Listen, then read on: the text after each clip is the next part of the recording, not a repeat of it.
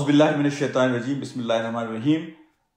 سید قطب رحمۃ اللہ علیہ نے اپنی تفسیر فی ظلال القرآن میں ایک بات لکھی ہے اور اس میں انہوں نے نبی پاک صلی اللہ علیہ وسلم کی حدیث کا حوالہ دیا ہے کہ ہر روزے دار کے لیے اللہ سبحانہ و تعالیٰ ایک دعا لازماً دن کے وقت اور ایک دعا لازماً رات کے وقت قبول فرماتے ہیں۔ دیکھیں کتنی خوبصورت بات ہے۔ ہمیں رمضان میں اپنی دعاؤں کی بھی کوئی لسٹ بنانی چاہیے کہ ہم دن کے وقت ایک دعا مانگیں اللہ سے جتنا مانگ سکتے ہیں۔ اللہ کے خزانے میں کوئی لمیٹیشن نہیں ہے۔ اور وہ جو بات حضرت عمر رضی اللہ تعالیٰ عنہ کہا کرتے تھے کہ مجھے فکر ہونی چاہیے اللہ سے مانگنے کی، اللہ مجھے کیا دیتا ہے کیسے دیتا ہے یہ میری فکر نہیں ہے۔ اور ایک اور ہمارے بزرگ کہتے ہیں کہ آپ اللہ سے جب مانگا کریں تو اپنی لیمیٹیشنز کو سامنے نہ رکھا کریں کہ آپ کے ذہن اور سوچ کی جو لیمیٹیشن، اللہ سے مانگا کریں وہ کہ جو انتھنکبل ہے، ان امیجنیبل ہے، اس لیے کہ اللہ کے خزانے میں اور اللہ کی طاقت میں کوئی لمٹ نہیں ہے۔ روزے کی حالت میں اور رات کے قیام میں دعائیں ہماری عبادت کا ایک مستقل حصہ ہونا چاہیے۔ تو رمضان تو یہ دعاؤں کا مہینہ بھی ہے، اللہ سے مغفرت کا مہینہ، استغفار کا مہینہ، اللہ سے محبت کا مہینہ، قرآن کا مہینہ، قرآن سے تعلق کا مہینہ، اخلاص کا مہینہ، مشقت کا مہینہ، توبہ کا مہینہ۔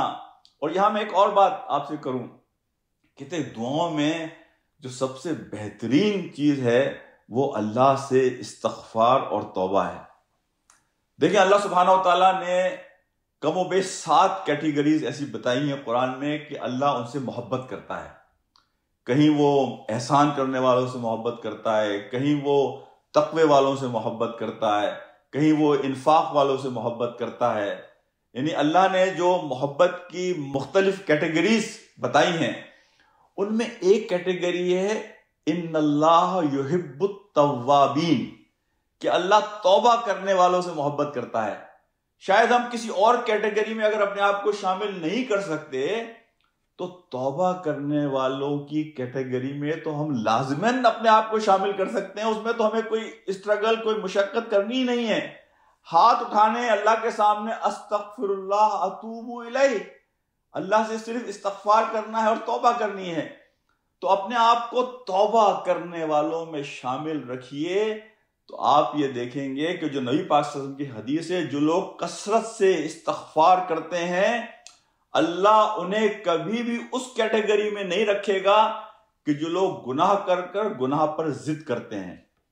تو آپ کو اللہ تعالیٰ ایک فریڈم دے دیں گے اس کیٹیگری سے۔ تو دعاؤں کا یہ مہینہ ہے، دعا کیجئے، اوروں کے لیے دعا کیجئے، اس لیے کہ نبی پاک صلی اللہ علیہ وسلم نے فرمایا کہ جب تم دوسروں کے لیے دعا کرتے ہو تو فرشتے تمہارے لیے آمین کہتے ہیں کہ اللہ سبحانہ و تعالیٰ اس شخص کو بھی وہی عطا کر کہ جو یہ دوسروں کے لیے مانگ رہا ہے۔ تو ہمارا دین تو اتنا خوبصورت دین ہے کہ ہر اچھے کام میں آخرت کی نیکی آپ کے لیے لکھی جاتی ہے۔